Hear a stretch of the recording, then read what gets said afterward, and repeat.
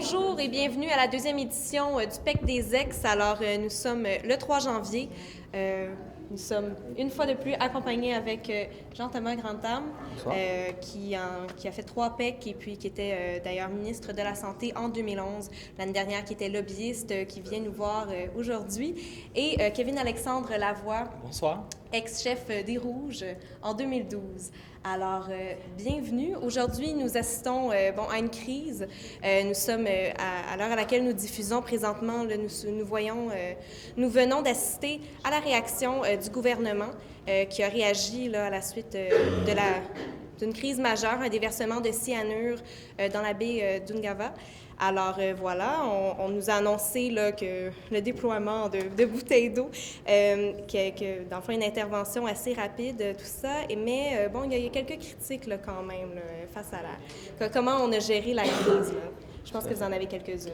Oui, bien, j'ai eu la chance de parler avec M. Baudry, qui est le député d'Ungava, qui est un ami personnel, il n'y a pas très, très longtemps. Les gens sur le terrain n'ont pas l'information. En ce moment, c'est la panique parce qu'on ne sait pas c'est quoi le périmètre touché.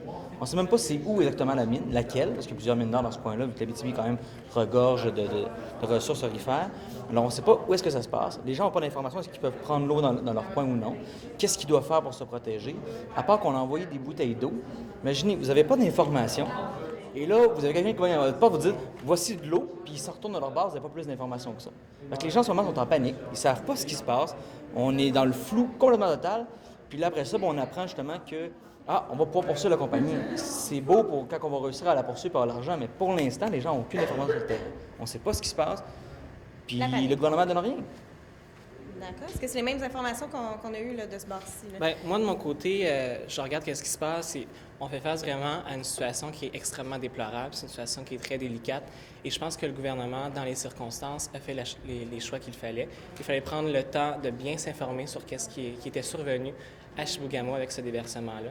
Il fallait prendre le temps de bien informer la population et de les rassurer, surtout pas de tomber dans le jeu de l'opposition et d'agir avec rapidité, comme on l'a vu par le passé avec les gouvernements bleus, qui, lorsqu'une crise survenait, ils agissaient trop rapidement, sans réfléchir et qui, au bout du compte, ne faisaient qu'alarmer davantage la population. Je pense que le gouvernement rouge a pris le temps d'examiner l'état de la situation pour justement ne pas faire une crise médiatique et empirer l'impact sur les citoyens. Mais parlons-en justement de la crise médiatique, là, parce que, je veux dire, les journalistes ont totalement été ignorés là, au début. Je veux dire, on a eu des informations, il y a cette annonce qui a été survenue, mais vraiment, les journalistes, le gouvernement a tassé les journalistes, s'est enfui, là, est parti en catimini. Pourquoi? Je pense pas qu'il y avait un désir du gouvernement d'ignorer les journalistes. Je pense que du côté du gouvernement, on ne voulait pas donner une réponse trop rapide sans connaître l'état de la situation. Je pense que c'était tout à fait sage du côté du gouvernement de vraiment prendre le temps d'examiner en détail ce qui s'était passé avant d'alarmer la population et de donner des fausses informations. Je m'excuse, mais si le premier ministre aurait été un vrai chef d'État, la première chose qu'il aurait faite, c'est un appel au calme. La première chose à faire dans une situation d'urgence aussi grave, c'est de faire un appel au calme, dire à la population de la région concernée au moins d'être attentif à ce qui se passe et pas de sauver des journalistes et encore moins d'en bousculer. Je ne vais pas mettre de l'huile sur le feu, mais moi, j'étais présent à l'Assemblée nationale à ce moment-là, quand les ministres sont sortis du caucus des députés. Et je m'excuse, mais ce genre de situation-là, qui ne se fait pas en situation de crise, au moins de rassurer les gens et de juste montrer que le gouvernement est au travail. En ce moment, on n'avait pas cette Le rôle du raison-là. gouvernement, c'est pas de travailler pour les journalistes. Le rôle du gouvernement, c'est de représenter les citoyens. Et dans une crise comme celle-là, il faut prendre le temps de bien s'informer avant d'aller devant les médias et d'affirmer certaines choses. On ne connaissait pas l'ampleur de la crise à ce moment-là. Alors, avant d'appeler au calme, on ne sait même pas l'état des circonstances sur les lieux. Alors, les choses à faire, c'est de prendre le temps de réfléchir. Les journalistes, c'est la chose à faire comme chef d'État. Moi, personnellement, je pense que c'est pas la chose à faire. La population a le droit de le savoir, hein, quand même, qu'il se passe quelque chose, que plus de détails suivront, mais quand même, là, que la population ne le sache pas 2 heures plus tard. Là. 2h45 plus tard, ouais, plus exact. Avant qu'il y ait eu enfin le premier point de presse du gouvernement pour savoir qu'est-ce qui se passe. Et encore là, on a encore plein de questions en suspens. On envoie des bouteilles d'eau, très bien. On nous dit que les gens ont besoin, s'ils sont infectés, d'avoir 2 doses de matière à base de sodium. Je ne sais plus les noms par cœur, je m'en excuse. Mais on n'a jamais dit, est-ce qu'on en a envoyé des effectifs supplémentaires là-bas? On ne le sait pas. On nous dit que c'est n'importe quelle infirmière compétente peut le faire. Est-ce qu'il y en a sur place? On ne le sait pas. Quel périmètre est touché? On ne le sait pas. Est-ce que les gens dans toute la région peuvent utiliser l'eau courante? On ne sait pas. Est-ce que les nappes phréatiques sont vraiment attaquées? Je comprends que ça prend du temps à savoir, mais les gens, au moins sur le terrain, à la limite, font un avertissement plus large que qu'est-ce qu'il faut, juste pour être sûr que les gens ne consomment pas l'eau.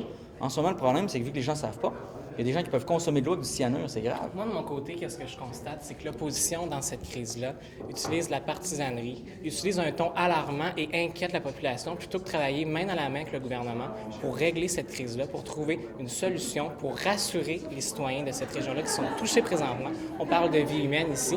Et là, vraiment, qu'est-ce que je réalise, c'est que l'opposition veut faire des gains politiques avec ça, veut faire de la partisanerie. Parce que le député, et je trouve ça là, totalement déplorable. Bien, le député n'est même pas au courant là, Non, de n'a jamais été contacté.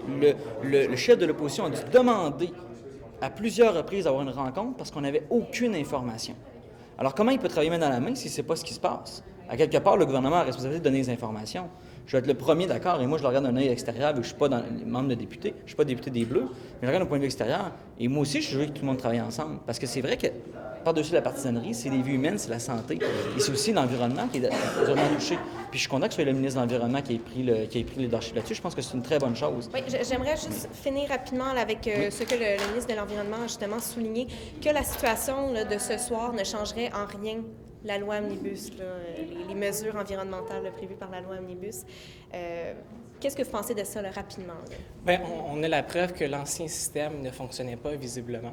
Et donc, avec la nouvelle loi qui va être mise en place, vraiment, le désir du gouvernement, c'est de décentraliser les pouvoirs pour que vraiment les compétences soient sur place. Et c'est pas comme le Caucus bleu voudrait faire, mettre 50 fonctionnaires dans un bureau à Montréal qui va régler de possibles crises comme celle-là. Mais il y a deux choses. Il y a le projet de l'Omnibus et il y a le budget aussi. On regarde des coupures assez importantes au ministère de l'Environnement dans le budget. Donc, d'un autre côté, on enlève des moyens d'agir dans ce genre de situation-là. La deuxième chose sur le projet de loi Omnibus, on veut décentraliser. Ce que le ministre de l'Environnement a dit en conférence de presse, il était sur place, a dit on va donner ça aux autorités locales. Je suis le premier à être d'accord avec la décentralisation. Mais le problème, c'est que si on donne tout aux autorités locales, si vous regardez la carte du Québec et regardez où est-ce que ça se passe, malheureusement, on n'a pas tous les effectifs médicaux. Personne ne va me faire croire ça sur place déjà pour pallier une crise si elle est majeure. Parce qu'on ne le sait pas encore, on n'a pas l'information. Mais si cette crise-là est majeure, qu'on a plusieurs villages attaqués, beaucoup de gens attaqués, on va avoir besoin d'avoir des effectifs qui viennent aussi du Sud, veut pas. Alors, il faut garder un minimum de ressources au ministère de l'Environnement. Il faut que les décisions puissent se prendre sur place. Il faut que les inspections puissent se faire sur place. Et la preuve, le ministre l'a dit, grâce à la décentralisation... 50 fonctionnaires dans un bureau à Montréal qui vont pouvoir régler cette crise. En conférence de presse, grâce à la décentralisation actuelle du ministère, nous avons pu répondre rapidement. Et là, ce qu'on fait, c'est qu'on enlève des moyens au ministère. Alors, on me dit que ça ne marche pas le système et on enlève des moyens. Ça ne marche pas comme raisonnement. Il a déjà dit que le système actuel fonctionne très bien. Parfait. Je vous arrête tout de suite. Alors, c'est tout pour l'émission de ce soir. À demain. Changement Merci. du gouvernement. Merci beaucoup.